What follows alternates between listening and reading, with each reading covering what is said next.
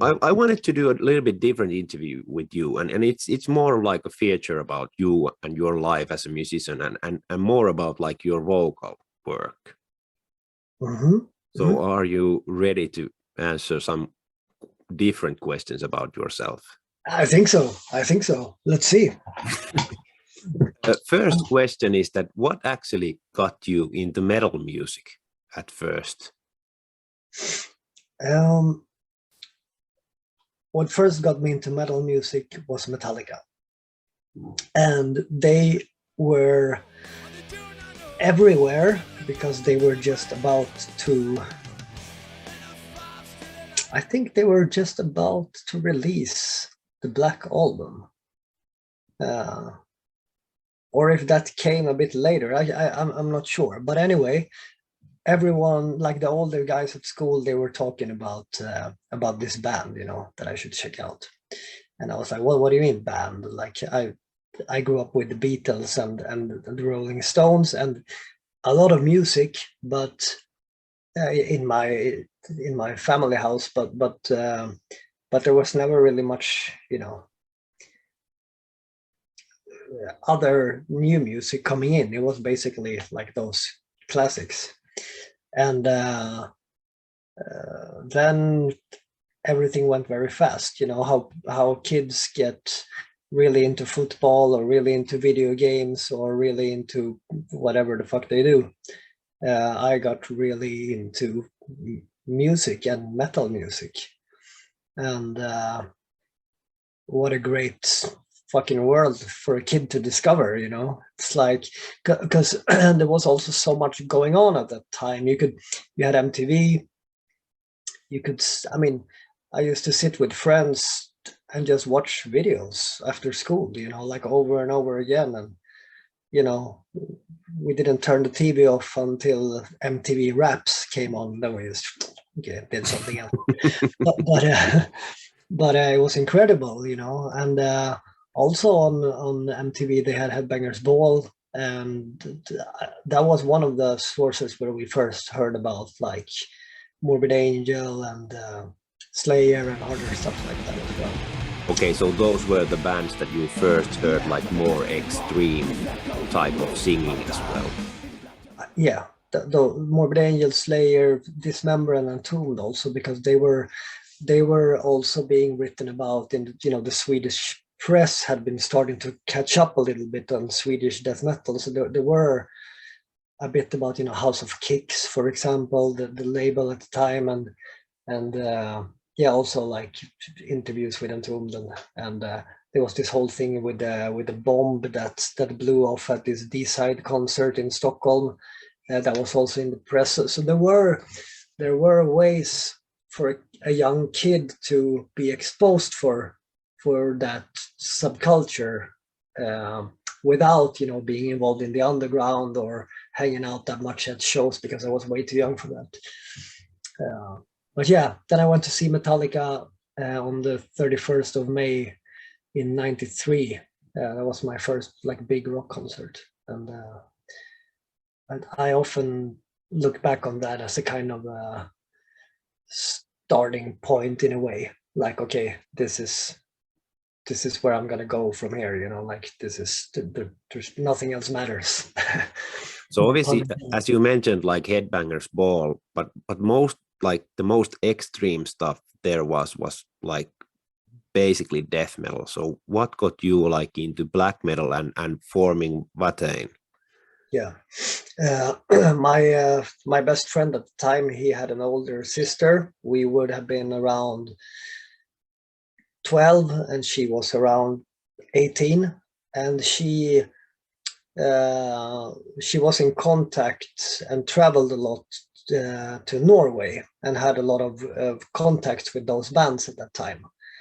And she was very into the black metal scene, and she was also into occultism and satanism and so on. And she was absolutely the coolest person that I've ever met, you know. So she told us basically to take off those fucking Metallica shirts and start wearing black instead. and listen to Bathory and Mayhem instead of listening to, you know, Dismember. Okay, so those were the first like sort of black metal bands that you heard yourself. Bathory, Mayhem, Dark Throne, and Burzum, I think, yeah, that time. And that was right around the time of the church burnings, also. So there was also a lot about that in the newspapers and so on. So speaking about like forming the band, how was the metal scene in Uppsala where you formed the band in '98? Were there like a lot of, or where wasn't there like even a metal scene, or were you like the first bands forming there, or how was it around that time? It was pretty cool because Uppsala is a small town. I think around that it must have been like 200,000 people living here maybe. And so it's a relatively small town. But there was a record shop that was only metal. It was called Head Mechanic. It was owned by the guys who had, they had a label called Black Diamond Records, who released a bunch of records in the black and death metal records in the 90s. And they were playing in the band Defleshed, who are from Uppsala. And there was like Defleshed were around, they were releasing albums. There was a great band called Sarcasm. There were some older black metal bands, one called Goat Worship, which is a really, really good band. So there were a bunch of older people who kind of, actually they were quite welcoming, you know. They were also a bit like educating us in a way, you know. They were, for example, they showed us bands like, you know, like Destruction for the first time, and you know, you shouldn't listen to Slayer, you should listen to Destruction, you know. They were pretty extreme. So it was more like your own Helvete then, that quite a lot of I wouldn't around there. And that was another shop. That was a shop in Stockholm called Shadow Records. And when we started to go to Stockholm was around the same time that we formed the band in '98. And we started to go to Stockholm before then, but we started to hang out more in Stockholm. And we went down, I remember, we had a fanzine at the time called Hellish Massacre. And we had our first 7-inch, exactly. And we went down to Shadow Records, which was a big deal for us, you know, to go there. They had just opened, I think. And we went down and we put our stuff on the counter, like, are you interested in selling this for us? And that's when we met one of like the most important persons in the history of Watain, Timo Ketola, who ended up working with us on every album with the artwork. Okay. He passed away. Timo passed away 2 years ago. But from that moment at Shadow Records in '98, just when we had formed Watain, up until his last days, we were in collaboration. So what made you become like extreme vocalist? Did you had like some vocalist that you admired when you started doing the vocals, and how did you actually ended up doing the vocals? Was it like just a band decision that, well, you have the best voice, you will do it, or how was it? I before Watain, I played drums in a like D-beat punk band. Okay. Kind of like Mob 47 or Rajoitus or Chaos, or you know, those classic old Scandinavian bands.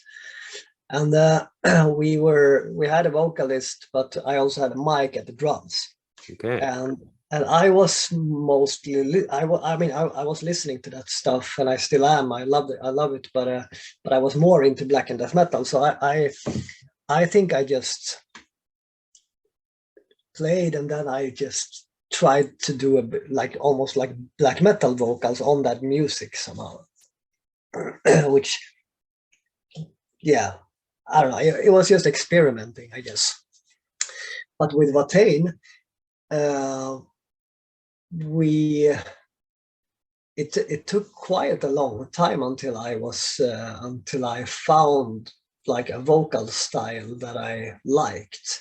If you listen to what is now being referred to as like our first demo, which was really just a rehearsal tape that we made a cover for and gave to some friends in town. You can I mean, there's no real relation between how I sing on that tape and how I came to sing later. It's totally very different.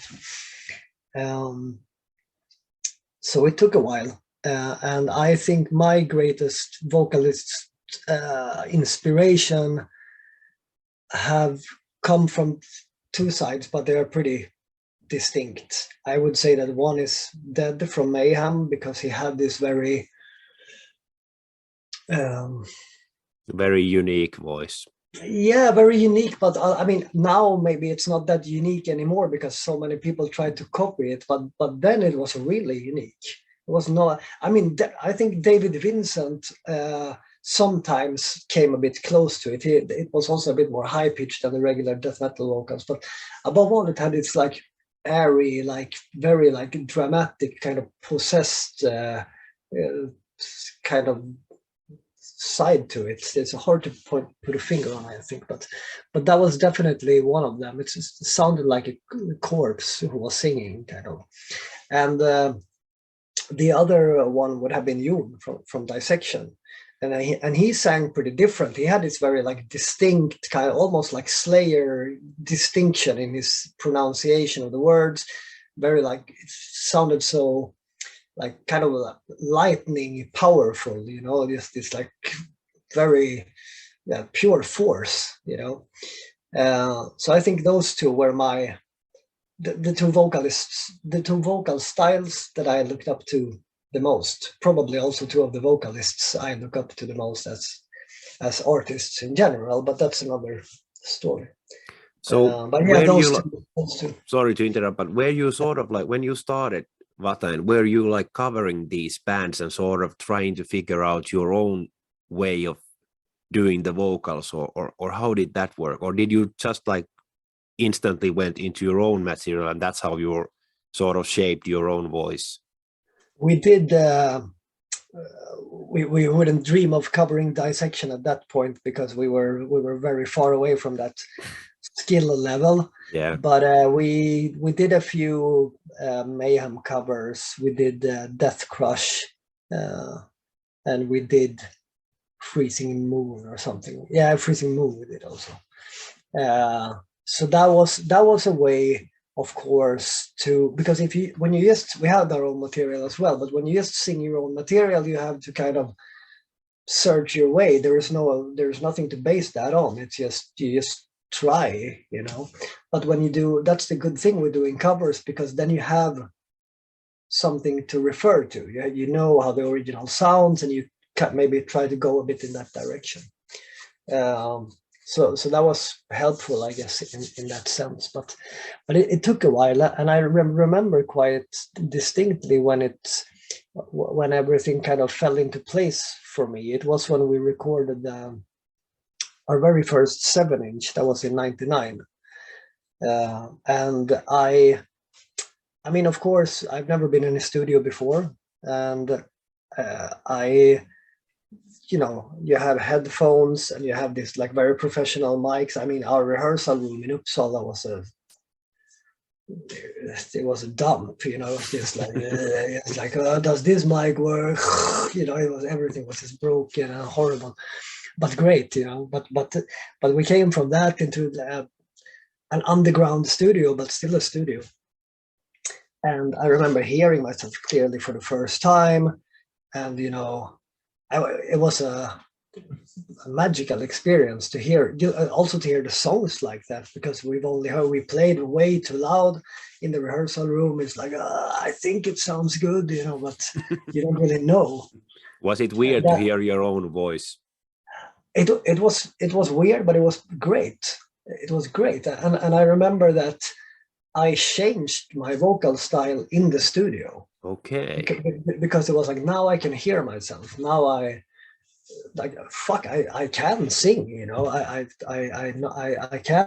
have it in me. It's just I needed to hear myself, I think, better, and kind of experiment with it in a more, maybe a more controlled environment, or at least a more clear, with a clearer sound, whatever. I don't know, but that definitely helped. That from that moment on, I used, like, I guess, like a different technique or something like that in order Yeah, to. okay, so that was the point where you learned how to not lose your voice when you are I don't know if I ever. I don't know if I ever learned that. To be honest, I'm very far from. I mean, sure, I probably have a technique. I probably have some kind of, idea of how to not fuck myself up totally. But it's the last thing that's on my mind when I sing. To be honest, I think it just happens by itself. It's not that I like warm up the voice before I go on stage, or I don't. I just sing. But for me, it's about, and that's what happened in that studio that time, was that the voice, your vocal voice, I think has a lot to do with, like, you need to connect to yourself. You need to make sure that the voice comes from a powerful place within yourself. You cannot sing here. You cannot, you need to you need to feel that you are vomiting out your emotions. Yep. And you need to have it, like, because it's an instrument. You don't want to play a guitar with like muted strings all the time, or like with you want to be able to convey your emotions, right? You want to be able to use it as an artistic tool. And with a voice, since you don't use any instruments, well, the microphone, of course, but other than that, you are the amplifier and you are the instrument. Your throat and your mouth is the instrument. You have to find your voice, I think, and I think I did that on that recording. Yeah, I don't think I if I sound a bit if my thoughts are a bit everywhere, it's because I rarely speak about this. It's not many people that ask me about it, but it's cool. Yeah, it's cool to think about, and that was definitely the moment. So are there like some certain albums in Watain's discography where you have sort of like discovered more about yourself when it comes to the singing part? Are there like some like albums that you feel that you have sort of taken a step as a singer also? Yeah, I suppose so. I mean,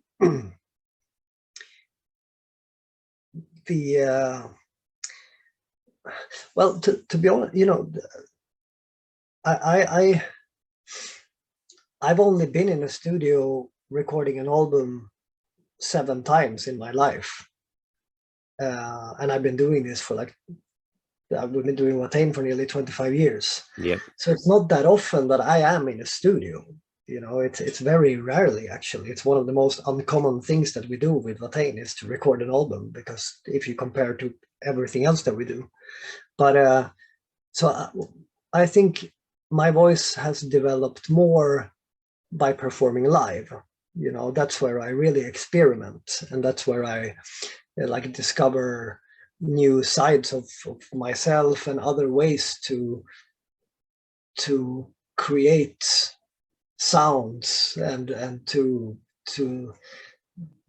become almost like just completely open, and just let something else like rush through you and out of yourself. It's a bit hard to explain, but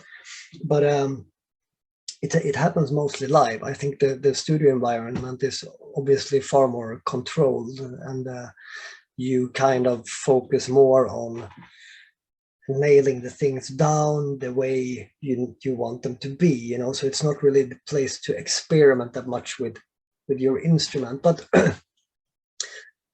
we did, of course, the Wild Hunt in 2012, where we used other vocal styles for the first time. I was interested, for example, there's a song called They Rode On, where I was interested in singing with a melody, a bit more like clear vocals, or whatever you want, how you call it. That was a big challenge. very yeah, that was really a challenge. I went in there being a little bit too cocky, you know, because I had been singing that song a lot by myself, like doing demo recordings and so on. But when you hear yourself so clearly, when you have headphones on and so on, it's like, fuck, you know. but it worked. It worked, and there's also the title track on that album also has more like melody in the vocals. So speaking about like your first ever European tour, what kind of memories do you have when it comes to singing? Do you feel that you actually learned something from like doing many shows in a row? Because that's way different than doing like 1 or 2 club shows every now and then. Yeah. No, but yeah, I mean the first proper European tour we did with a nightliner was White Dissection in 2004, and that was 37 dates. So that was by far the most we had done in a row. And I guess, I mean, it's a great way of improving your instrument and exploring your instrument is to tour. I really think so, because you play every day. And you don't want, or at least I don't want to do exactly the same vocal delivery every night. I see it as a great opportunity to try things and to really to do different variations and versions of the songs with the vocals. And that's what live is all about, not about the backing tracks and having everything recorded. No, but absolutely, you know, and yeah, exactly, and yeah. So I think it was. I think that was the first tour when it got to that point, because up until then we were of course quite inexperienced with the whole live touring situation, you know. But by that time, when we went on that Dissection tour in 2004, we had done a few smaller tours prior to that, like van tours, and kind of the whole news flash about being on tour was kind of dealt with already, and now it was more about, you know, the focus on what we were going to do on stage. Plus we were of course touring with one of our greatest inspirations, Dissection, and we learned a lot from that, of course, as well. You know, there was a lot to be learned from just seeing the way they did things. I have 2 questions left before we end.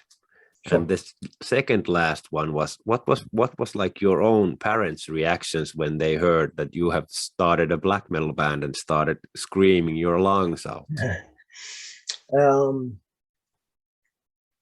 I mean, I had been into this kind of music for such a long time already by then, or at least for 5 years or something like that.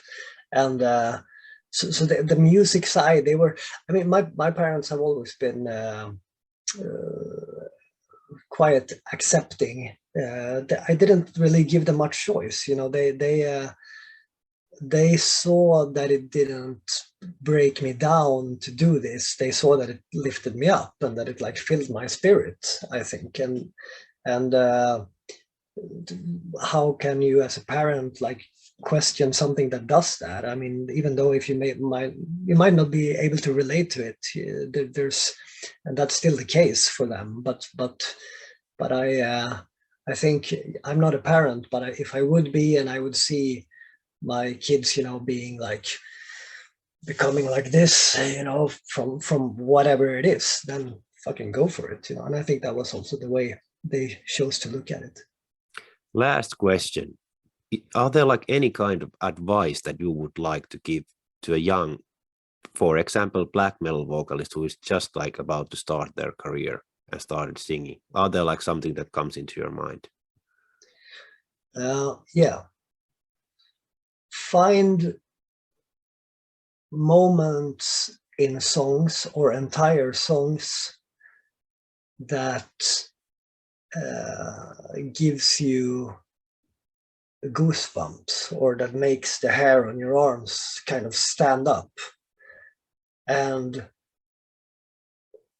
focus on those, because those are the pivotal points when it comes to performing anything. If you can live in those moments a little bit, and repeat them, and kind of, you know, just repeat them, and see what happens, because they